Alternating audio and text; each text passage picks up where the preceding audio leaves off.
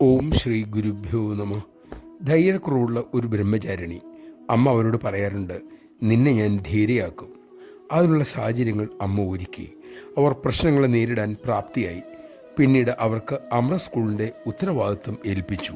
അവിടെയും പ്രശ്നങ്ങളുണ്ടായി. അമ്മ അത് മറികടക്കാനുള്ള കരുത്ത് നൽകി. എല്ലാ വർഷവും അമ്മ ആ സ്കൂൾ സന്ദർശിക്കാറുണ്ട്.